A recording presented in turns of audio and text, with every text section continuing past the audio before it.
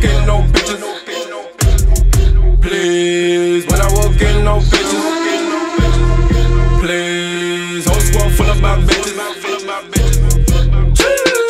I ain't got no new niggas. Please. What's going on, people? It's your favourite white boy J Fresh here. Now, the last time I sat down with this guy was a few years ago. That was like 7-8 years ago. Wet and windy South Coast. That was a long Dark time. radio studio. Cobwebs in the corner. Faders breaking off in the hand. Spiders coming out the microphone. And here we are, 15th floor. Times have changed, my brother. Times have changed, bro. You're looking fresh out there. You're looking like a bag of money in the corner, bro. Like Come on. It's been one of them days where I've been out of my house since like 5:30 this morning. I've just been non-stop. But obviously I'm here with you, Jay. Come on. Come on, cuz. Come on. Many years deep in the game. Many years. And we're going to talk about a lot, but first and foremost, the album. The plug. The album. Powering the scene. Everybody is waiting for. Oh, gosh. Everybody's talking about. Oh, gosh. Everybody is gassed for. Oh, gosh. How many artists hit you up on the DM begging to be on tracks? You know, like, I've got relationships with a lot of artists. So, like, you know, I'm lucky in that sense where I get to work with some of the greatest artists around the world, not even just in the UK. So, I mean, obviously, there's a lot of artists that really wanted to be featured on the album. The hardest process in making the whole album was getting it down to 22 tracks. We cut 56 records for the album.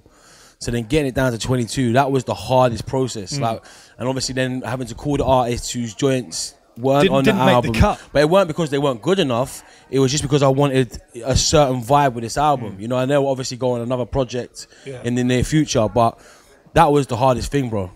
I mean, that's one of the questions we were going to go into, but you went in there. Because we know that album was cut over a period of 2 years. Yeah, 18 months, 2 years. 18 months, 2 years. And what are your kind of aims or objectives with the album? Do you know, I've put no pressure on myself. Like, okay. I produce because I love producing. You know, I've been producing for years. You know, like I've got cuts on loads of albums that people probably won't even know that I produced.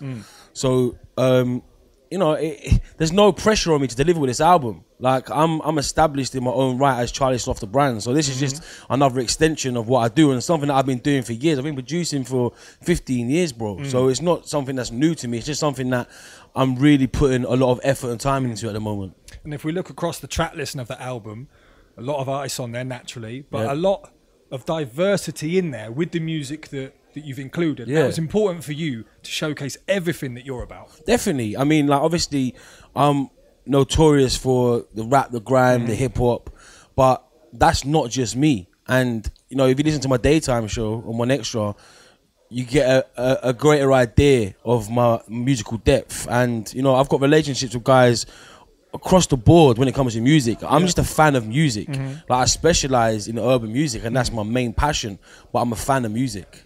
That's the important thing, man. And that shines through with everything that you do and with the record as well. Now, I know that some people drive themselves to gigs. Some people have a driver. Some people have a tour bus. Some people have a tour bus with a recording booth in the studio. They can cut records. Some people have a tour bus with a recording booth and they have their album on the side of that bus. This is the levels we're talking about, bro. Come on. Sat there calmly like Instagram hasn't gone mad for the tour bus with the plug down the side. I mean, so like I've got the Sloth bus. So obviously last year I done 211 gigs. Is that all? Yeah, I mean, it's quite a lot. So last year there were 211 live shows and it's been consistently that way for maybe 4 or 5 years. And it got to the point where it weren't safe for me to drive no more. And there was an incident when I jumped off a plane from Napa when I was driving myself doing shows. I jumped off a plane from Napa and I drive straight to Cardiff for a gig, and I fell asleep driving and ended up in the field. And I was like, this has got to stop. Like, this is dangerous. We can't be having that. Can't be having that. So my tour manager Nathan, he now drives me literally everywhere, and I've got the Sloth bus, which is sick. It's got everything in it. Everything, like, all the essentials. Everything. It's got fridges in there. You know, it's got PlayStation, DVD, Sky TV, coffee machine, fridge. It's got like facilities for me to plug in my laptop so I can have the system's like crazy in there. I can have my laptop linked up to the TV and the surround sound system so I can produce on the go. And yeah, it's sick. It's all right. It's all right. It's underselling the tour bus. It's decent. It's decent. In a wider picture, are we now at a time when in the industry not enough DJs produce? I don't know. Obviously, it's not for everyone. You know, I mean, like some DJs like yourself, obviously, you're sick of both. Not every DJ wants to go down that route. I think, you know, you can never really force anyone down that route. It's something you got to be passionate about. But overall, I think there are a lot of DJs that do, but I think a lot of DJs are scared to put their feet in both lanes. I think that's what it is. And sometimes it's about taking a risk. If you're passionate about something, you just got to do it. Make it happen. Yeah, regardless of what anyone else thinks, you just got to follow your own, self-belief and passion. now obviously we're here in an interview. You do a lot of interviews. You're the subject of a lot of interviews.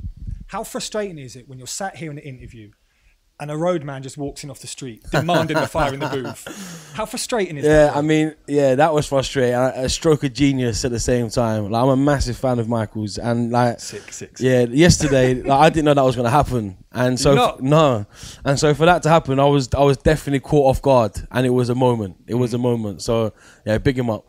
Now people always come to you and ask about advice and how they can improve. You are that guy, the font of knowledge, the head honcho. Making me blush now, Jay. No, I'm just saying, we've been saying this for many years, bro. Do you know what I mean? So what are the biggest mistakes you see artists making? I think the biggest mistake that an artist can make is not being consistent. You know, like, a lot of artists feel that they get one record and they're there. That's made them. They're done. And, you know, when you look at the great artists of our generation, people like Drake, he don't stop. He's turning out 2 albums a year. 3. And the features. The features, it don't stop. It just don't stop. There's no dark patches. It just consistently keeps going, because we live in a fast food society. And the moment you take your foot off the gas, there's somebody else behind you waiting to take over you, man. So you just got to keep your foot down all the way through. And I think that's the biggest mistake that artists make, is the lack of consistency. And in that area, what are the biggest mistakes you see DJs or radio presenters make? Do you know what I think for DJs in today's climate? It's the lack of branding. I think that's the biggest mistake that I see DJs make. Is not taking care of their brand. Your brand is everything. Everything. And if you don't take care of it, no one's going to take care of it for you. So, you know, I mean, just like, people sometimes overlook some of the things that I do and some of the things that I say, but there's method to everything that I do. Like, I'm a very strategic, shrewd man, and I'm in the position I'm in because I value my brand. I understand who my brand's audience is, who it connects to, and I cater to that audience. Exactly, man. And we know the brand is forever expanding. So I need to ask you, when is the Sloth fragrance coming out? You can't be letting Bizzle get up too far up there. Do you know what? There was discussions. There was discussions to do one last year, and like, I don't like to do too many things at once. Like, I've got so many fingers in so many pies, and you know, like, businesses that I've got and I'm involved in that I don't even really talk about. So I don't like to, unless I can be the best at something, or I feel there's no room for growth in that lane for me, I don't really like to step in it. You don't want to spread yourself too thin. When a lane's congested, like, if you're on the motorway and you see there's 3 lanes and the right lane's congested, there's bare traffic in it, why are you going to sit there? Why complicate the issue? Why? Just move into the middle of the lane, keep moving, or go to the other lane where there's nobody in and fly through. Come on, use your brain. Exactly. Now listen, we know how heavy you are in the clubs. You mentioned earlier you do 211 shows every month. Appreciate that. No wonder you have a driver. Right now. So explain to me how frustrating it is when you get to the destination. Yeah. You sit in the booth. Yeah. You've got your vodka there. Yeah. You've got your Haribo there. Yeah, don't know. You know about the Haribo. Mad thing. It's important. And you're there, and you walk into there, and the promoter is sat there, and he's eating your Haribo. Oh, you know about and he's this. drinking a glass of your vodka that's part of your rider. Sat in your chair. Yeah, you know what? How does that make you feel? Do you know what? Like, do you know what? I don't mind. Like, you know, I'm a very generous guy, and I don't mind if I walk in and the promoter's doing that. Then I'm cool. But just really, I know I am. But just be mindful. Like, if I come in and you're drinking my drink and you're eating my Haribos, at least like introduce yourself. Let me know who you are. Like, maybe have a smile on your face and be like, oh yeah, like, you know, I've just helped myself to your Haribos, and I'll be like, sick, it's cool, bruv. Like, you paid for them. But yeah, I mean, there's certain ways of going about things, and I think sometimes some promoters overstep the mark. It seems to be like the younger promoters that, you know, kind of jumped on the bandwagon just to earn a £1 note. So they say the booking is they book you and you're going to bring them in some capacity. Yeah, and therefore already there's that relationship. Yeah, already there's that, like, and then like they feel like they own me, and it's kind of like, nah, mate, don't work like that, bruv. I'm here to do business for you, to bring business into your club. It's a two-way relationship. Don't try doing me out the backside. Never. Don't do that to me. Never do that. Come on, mate. We don't appreciate that. Now, the summer's been crazy for you. Yeah. I see you wheeling up Oasis in Ibiza. Don't know. Come on, cuz. What Who kind gets away with that? Who goes to your Swire and plays Wonderwall, bro? I saw it on Billy's Insta and I was like, rah. Yeah, you can't get away with that. Only Sloth can get away with that. Can you identify one highlight from this summer? Summer 17? Do you know what? There's been so many. I've pretty much played everywhere this summer, and there's been so many moments of just greatness where I'm like, wow, like did that just happen? I mean, like there's different vibes for different places that I've been. Like IB for Ushuaia, like the fact that I can now go to IB for Ushuaia in 2017 and play a full hard Sick rap grime set it's and mad, watch like 8,000 people go nuts and then finish a set with Wonderwall. That's mad. That's all right. That is that's an okay way to spend an That's afternoon. absolutely mad. Or you know, like turning up to clubs, like turning up to Zante and like other massive DJs and acts being on in the island, and me turning up unannounced and then putting out a tweet and shutting down the club. You know, just like seeing the power of the brand this year. The impact. You know, like we turned up in Zante unannounced and done like 2,900 tickets in a 2,000 capacity venue. So there was like people that could and that was unannounced. There weren't no flyers, there weren't no posters. So yeah, I think there's been so many highlights this summer, man. But Ushuaia, Disturbing, IB is definitely one of them. Yeah. Now we're going to wrap up the interview, bringing it back to the album. Yeah. Come on, man. Album tour.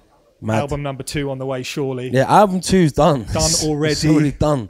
It's finished. The tour. We're going to announce a tour in the next couple of weeks. We've got a sick UK tour coming up, and when you see the lineup for it, Jay, it's mad, bro. Feature heavy. It's mad. Yeah. Yeah, it's very mad. So we're going to be announcing that. And then it's just more of the same, really. Just trying to stay consistent. Well, it's been great to sit down and chop it up, bro. Always, bro. I know we normally catch each other in clubs and whatnot. When we're wavy. When we've had some Haribo. Yeah, 1, 2 sherbet. Exactly, keeping it clean. I'm looking forward to sampling the Sloth fragrance Oh, gosh. at a later date. Yeah. But listen, bro, great to catch up. Always Good luck a pleasure, with the bro. album. You're going Always. to kill it. Keep up the good work, man. Thank you, Jay. Pleasure, brother. Thank you for your time, man.